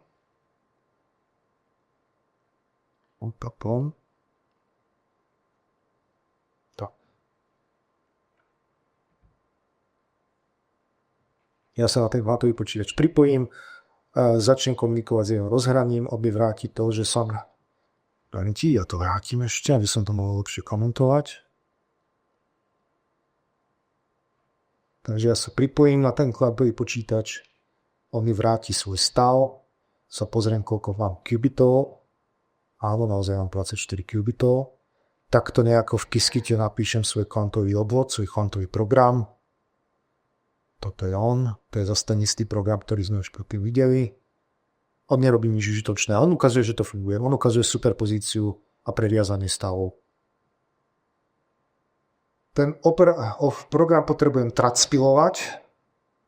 Transpilácia znamená, že to preklad z tých natívnych brán, z tých obecných kvantových brán na špecifické kvantové brány nášho kvantového počítača. Tu vidíme tú transpiláciu, tu vidíte tie move operácie, o ktorých som hovoril, na ten centrálny rezonátor. No a potom ten kvantový obvod môžem naozaj spustiť. Tak, teraz som ho spustil, tu mám hviezdičku, znamená, že to beží. Dostal som výsledky. A tu vlastne toto je ten moment toho spustenia toho kvantového jobu v tom Pythone. Tu nás je výber tých výsledkov. No a jediné, čo ostáva, potrebujem si zobraziť výsledky, ktoré som dostal. Toto sú tie výsledky. Vidíte, tie kvantové stavy, tu nám je zaujímavé to, že tu mám kvantové stavy 0, potom mám 1 excitované a potom mám vlastne tú istú situáciu, ale invertovanú. Zodpovedá to takejto vlnovej funkcii. A tá vlnová funkcia je zaujímavá tým, že je stavový vektor, je čiste imaginárny. Ešte raz, ja to považujem za zaujímavé, nerobí to nič užitočné, toto neboli žiadne algoritmy, ale keby sme to trošku skomplikovali, už by sme mohli napríklad prehľadávať databázy alebo prečítať energie nejakých molekulárnych reakcií a tak ďalej a tak ďalej. Dobre, posledné, čo som chcel k tomuto povedať, je, že k tomu kvantovému počítaču VLK sú prístupy. Pretože ten kvantový počítač financuje z 50% Európska komisia, Európska únia, tak 50% výpočtového času rozdieluje Európska únia. 50% času. Tých zvyšných 50% rozdiele sú podiely jednotlivých členských krajín v rámci toho LUMI konzorcia. A ten EuroHPC podiel, ten je nám ľahko dostupný. To je podiel, ktorý je pre každého vrátane pre Českú republiku. To znamená, každý môže požiadať Európsku komisiu o ten výpočtový čas. A ak tie prístupy k tomu sú hrozne jednoduché, to je proste nejaká web stránka, vyplní sa taký krátky formulár, odošle sa to a je to veľmi zložité.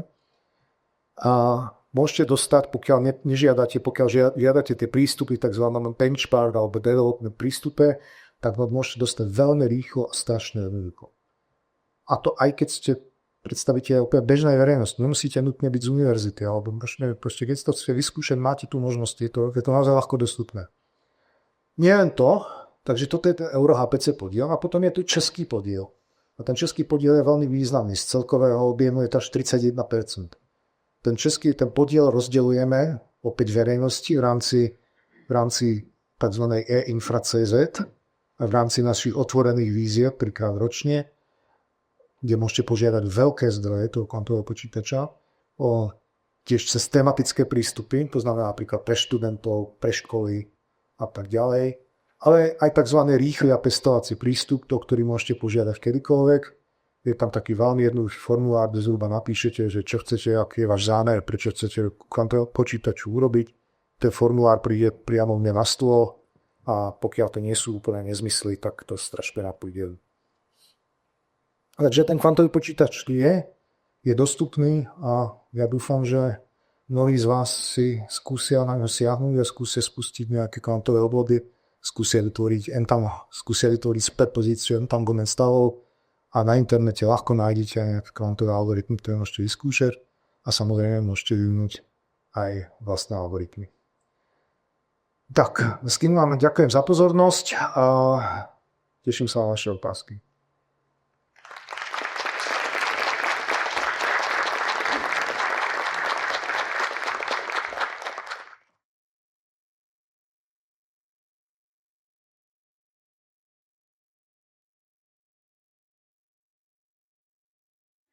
Vy jste říkal, jak je důležité být u toho výzkumu těch kvantových počítačů, tak jak je na tom jako Evropa oproti třeba Američanům, Číňanům a tak, jestli stíháme, nebo jsme před nimi? My sme tu nedávno sme na návštevu nás amerického ataše pre tieto technológie z americké National Science Foundation a ten, musím povedať, že som na to díval, dá sa povedať, so závisťou a povedal, že sme zhruba 2 roky pred nimi. Oni s tým teraz občas začínajú a laboratórium Oak Ridge National Laboratory myslím teraz ešte len implementuje prvý kvantový počítač s 20 qubitmi. Teraz ešte len začína. Takže sme tesne pred Američanmi, povedal by som. Zároveň, bohužiaľ, nie sme tak ďaleko, ako sme mohli byť. Tie procesy v Európe boli nakoniec pomalšie, už sme si mysleli a z rôznych dôvodov. Ako sme na tom oproti Číňanom, nevieme, pretože Číňani potom prestali komunikovať zhruba pred 5 rokmi. Číňani sa celkovo dosť odrezali, predtým s nami veľmi úzko spolupracovali, zverejňovali svoje výsledky, teraz to nerobia. Predpokladám, že Číňani do toho investujú obrovské peniaze a obrovské úsilie. A som si istý, že majú celú radu veľmi pokročilých kvantových počítačov. Ďalšia krajina, ktorá intenzívne do tohto investuje, sú Japonci. Na konferencii v Japonsku minulý rok som videl, že to ich úsilie je veľmi sústredené na zo všetkých vrstiev, ako skladajú ten výsledný produkt. No a kolega, ktorý vedie tento výskum v Japonsku, mi povedal, my nevieme, ktorá tá technológia je víťazná, preto radšej skúsime všetky. A naozaj vlastne dali ako výskumné skupiny na každú z tých technológií, stavili tie kvantové počítače paralelne na všetkých technológiách, podobně jako my v Evropě. Já bych se chtěl zeptat, kde se to helium-3 vlastně na Zemi bere. Protože vím, že je na povrchu Měsíce a Čína by chtěla tento izotop těžit. Pravdepodobne neviem, kde sa presne berie. Myslím si, že helium je obecne vzácny plyn, proste obsahuje atmosféra a tak ďalej. Nejaké helium sa uvoľňuje aj zo Zeme, ako z nukleárneho rozpadu, to máte asi atómy helia v konečnom dôsledku. Myslím si, že helium-3 je proste prirodzený podiel z izotopu. V heliu obecne je prirodzený podiel izotopu 3. Ale ten podiel, je to stabilný izotop, to znamená, keď vznikne, aby nemal sa rozpadať, alebo nie je radioaktívny. Ale jeho proti héliu, ktoré samé o sebe zaceplní, jeho sú tam nejaké len promile. To znamená, to treba spracovať obrovské množstvo hélia na to, aby sme nejaké helium-3 získali. Navyše to oddelovanie hélia-3 a hélia-4 tiež nebude jednoduché. Zmínil jste, že jste probudovali tam možnost navržení vlastních pulzů pro ovládání qubitů. Měli jste už příležitost tohle vyzkoušet, případně máte tam nějakou kontrolu, tak aby nedošlo k tomu, čeho se výrobce bával, že byste to odvarili? Tá kontrola tam je zabudovaná, to sme požadovali. Chceli sme, aby to bolo také, OK, keď tam dáme nejaké nezmyselné pulzy, tak oni musia zaistiť ten driver, ktorý ovláda tú mikrovú elektroniku, musí zaistiť, aby sme tam nevložili energie také, aby sme tie qubity zničili. Ja som to zatiaľ ešte neskúšal, možno, že niektorí kolegovia áno. Zatiaľ sme sa hrali s odopknutím do centrálneho rezonátoru, že už vieme, že ho dokážeme doložiť viacej než jeden kvantový stav. Takže nejaké prvé pokusy sme už robili, ale že by som teraz mohol rovno vytiahnuť a ukázať, jak tam viem pustiť vlastné pulzy, to som ešte netestoval.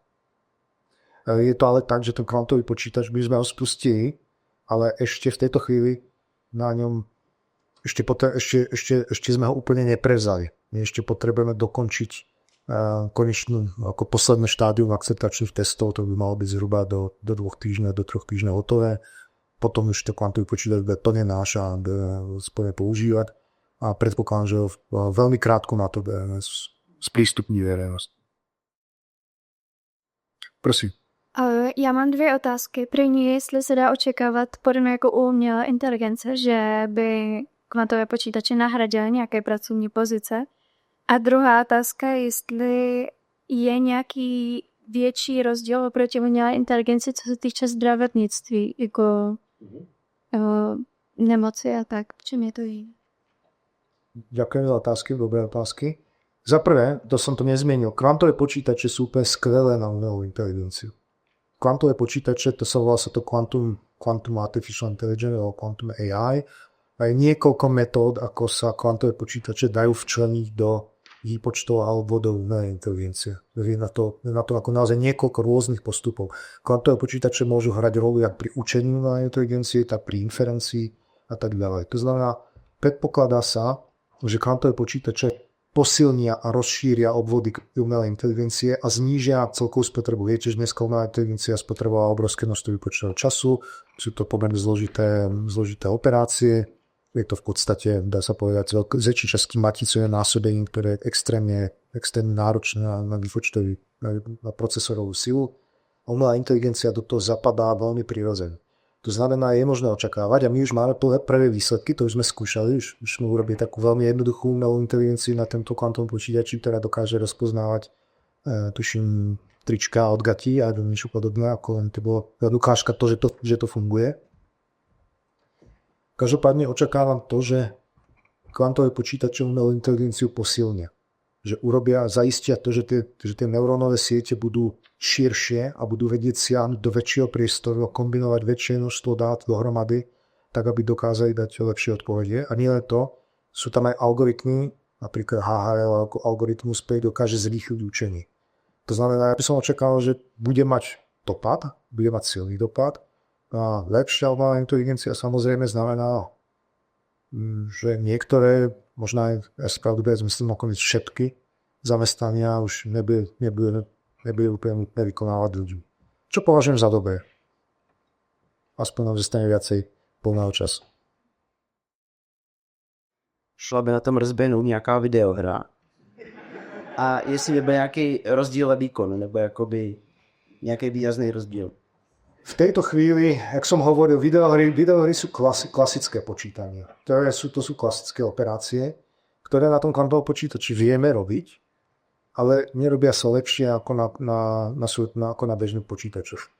To znamená, v princípe by to šlo. Dneska ten software nie je ani približne na to stavaný, takže rozhodne to nejde tak, že vezmeme a nainštalujeme to náhodou. Keby sme to veľmi chceli tým spôsobom robiť, takže dokázali to kvantový počítač programovať tak, že by sme mohli urobiť emulátor, ktorý by urobil inštrukcie, ktorý by sa púšťali na kvantovom počítači a tak ďalej. Nemyslím si, že by to fungovalo o čokoľvek lepšie. To proste nie je na to stavané, nie je to napovedné. Ale túto otázku som už dostal a myslím, že som na ňu odpovedal aj to, že tá umelá inteligencia, ten kvantový počítač by ale možno, keby ste to šikovne naprogramovali, dokázal nájsť výhernú stratégiu vo Fortnite. To je presne to, na čo je vhodný. On by dokázal zistiť presne, jak treba ťahať a jakými prvkami, aby preskúmal všetky možnosti a vybral tu správu. Zdravím, mám 2 dotazy. První je, kdy se složí ten počítač, jak dlouho trvá, než se schladí do té pracovní efektivní doby. A druhý dotaz je, jste zmiňoval, že teoreticky každý se může přihlásit na ty stránky, zaregistrovat se, použít to.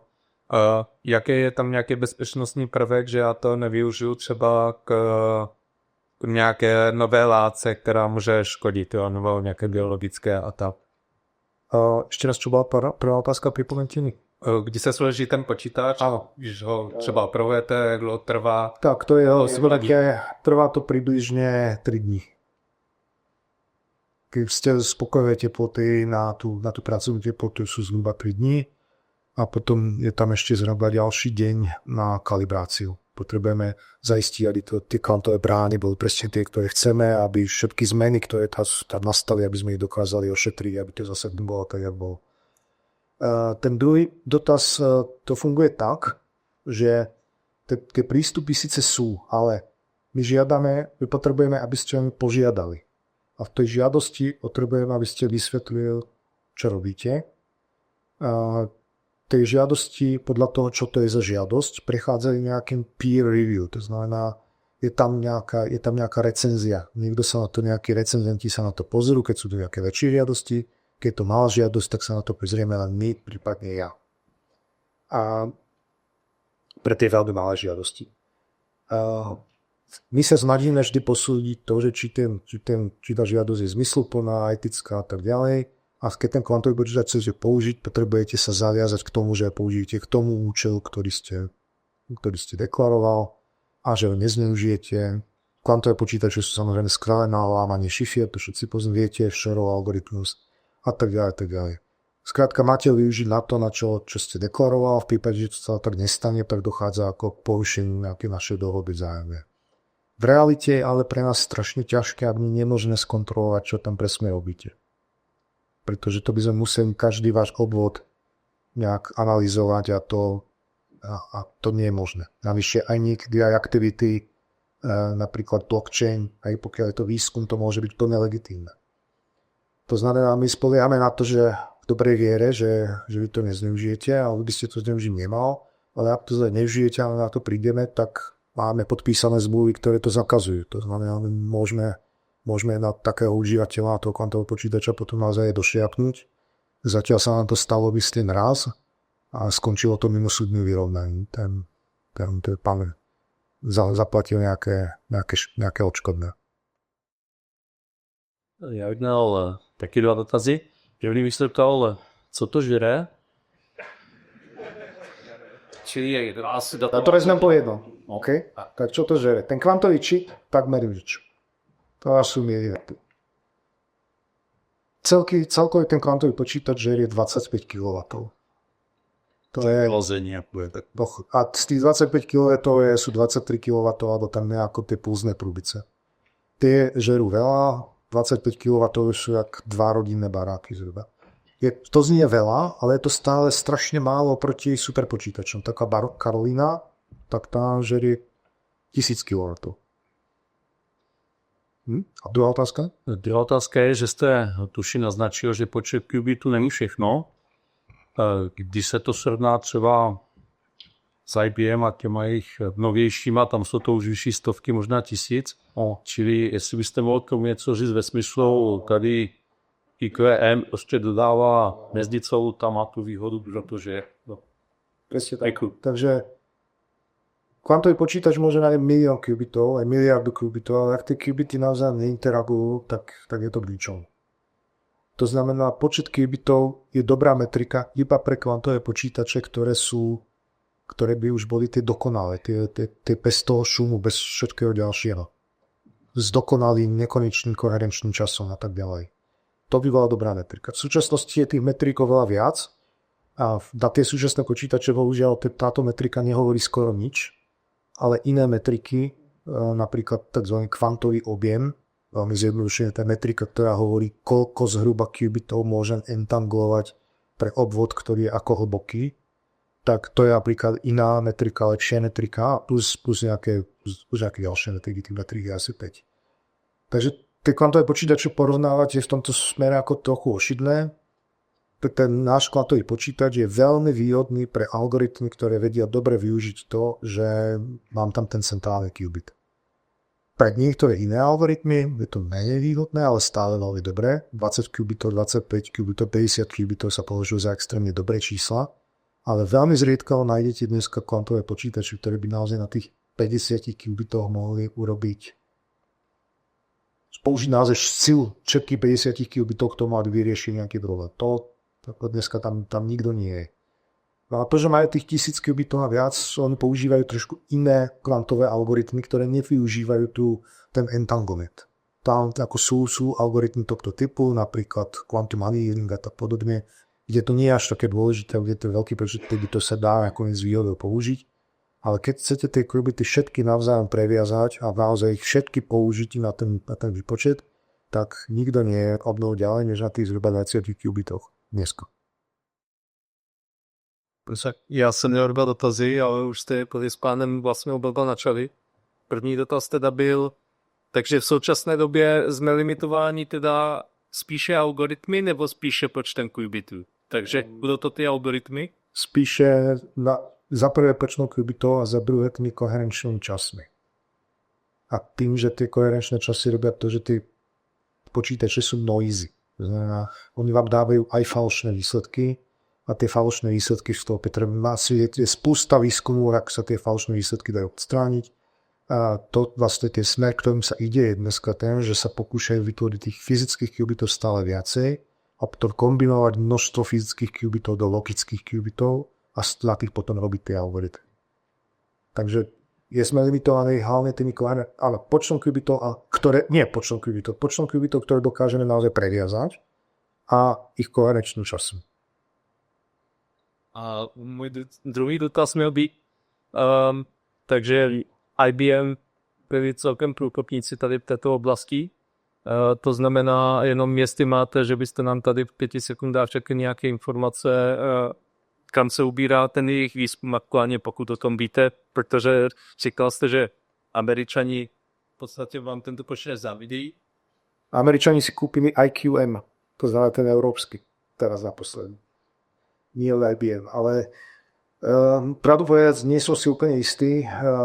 Keď som bol, nesledujem úplne podrobne IBM teraz, myslím si, to, čo som videl naposledy, keď som sa na to díval a keď som bola tu na tej návšteve v Japonsku, tak to boli transmonové qubity v topológii mriežky okolo 128 qubitov, čo je veľmi výhodné za istých okolností, keď dokážete paralelne pôsobiť na dvojice qubitov a nepotrebujete, aby sa navzájom premiešali. Na to je to dobré, ale na iné algoritmy, na tie naše, ktoré potrebujeme premiešať všetko so všetkým, na tie sú rovnako dobré alebo horšie ako ten náš. No, čo sa týka tých technológií, a ja som od IBM videl naposledy teda tie transmonové qubity, mám dojem, že teraz sa zameriavajú aj na ďalšie technológie, hlavne na tie studené jóny, alebo na tie studené atómy, nie jóny. Veľa sa hovorí o topologických qubitoch a tak ďalej, uvidíme. Nie som si istý, s čím prídu. Myslím, že som videl nejaký paper o tom, že chcú používať ako topologickú qubity, že vlastne namiesto kúprových párov, ako tam máme my, tie kvázi častice chcú používať iné kvázi častice, tzv. Majoránové kvázi častice, ktoré by mohli mať tú vlastnosť, že budú stabilnejšie. Uvidíme, ten vývoj sa pohybuje veľmi rýchlo. Dobrý den, já jsem se chtěl zeptat, jak daleko je výzkum třeba predikcí oboru zdravotnictví. Třeba na žlutém kopci mají, když on přijdete na žlutý kopec láka rakovinu, tak dokážou prediktivně bude jejich nějakého softwaru říct, že odejdete nebo neodejdete z té nemocnice. Jo, tak jak daleko a jak složité by to mohlo programovat? A druhou otázku mám, jestli se dají využít čitosti na bitcoinové běži. Jakože by jako ten kvantový počítač to spočítá. Ne? Čo sa týka zdravotníctva, tak to uplatnenie, netvrdím, že dnes, ale bude obrovské. My už dneska sme zapojení v niekoľkých projektoch, napríklad s týmto kvantovým počítačom zapojení v projekte Klára, ktorý sa zameriava na liečbu a riešenie neurodegeneratívnych onemocnení a v podstate sa snažíme hľadať podmienky, pri ktorých sa neuróny ako v mozgu majú dobre. Na to sa používajú vlastne, tie metódy, ktoré sa tam používajú, sú ako dve základné. Za prvé je to molekulárne modelovanie. Potrebujeme vidieť, čo tie proteíny v tom vašom tele presne robia a jak reagujú na konkrétne lieky. A druhá metóda, ktorá sa používa, je umelá inteligencia. Zo všetkých tých dát sa snažíme zaprvé modelovať, to sú tzv. Surrogate modely, alebo sa snažíme poskladať tie dáta tak, aby dávali nejaký zmysel, snažíme sa proste zapojiť do toho umelú inteligenciu. Takže ja si myslím, že v budúcnosti sa môžeme tešiť ako skutočne na prielomy. Čo sa týka toho, tak tie kvantové počítače by mohli v budúcnosti umožniť ako to je teraz veľká móda a veľa sa s tým robí, je personalizovaná medicína. To znamená, urobí sa vám vyslovene profil, to znamená jak ako genomický, tak proteomický. Zistí sa presne, čo máte, čo sú tie vaše bunky, jaké presne proteíny tam sú, či majú tie aktívne miesta, ktoré vieme na veci alebo nevieme a na základe toho sa preto presne zvolí liečba. S tým všetkým, to dneska už týmto smerom sa kráča, nie som si istý, jak ďalej po tej Českej republike, ale je to niečo, čo nás podľa mňa všetkých čaká a môže to znamenať obrovský pokrok. No a čo sa týka toho, tak samozrejme tá umelá inteligencia podporená kvantovým počítačom alebo kvantovými počítačmi, to môže priniesť pri tej záplave dát, ktoré dneska od toho výskumu napríklad tých nádorov vstupujú, to je niečo, čo môže v princípe priniesť, čo môže objaviť riešenia. Veľmi dobrý príklad je tzv. Neviem, či ste počuli drug repurposing. Kde máte nejaké liečiva, ktoré ukazuje sa, že niektoré liečiva majú účinok, veľmi dobrý účinok aj na niečo iné, na čo neboli pôvodne vymyslené. Jedna z prvých alebo takých štúdií, ktoré už je dávnejšie, ktorá sa týmto smerom vybrala, ktorá našla veľmi zaujímavú súvislosť, že napríklad Antabus, čo je ako liek proti alkoholizmu, má extrémne dobré účinky proti rakovine prsu. A potom sa to študovalo a potom sa zistilo aj presne, ako to funguje.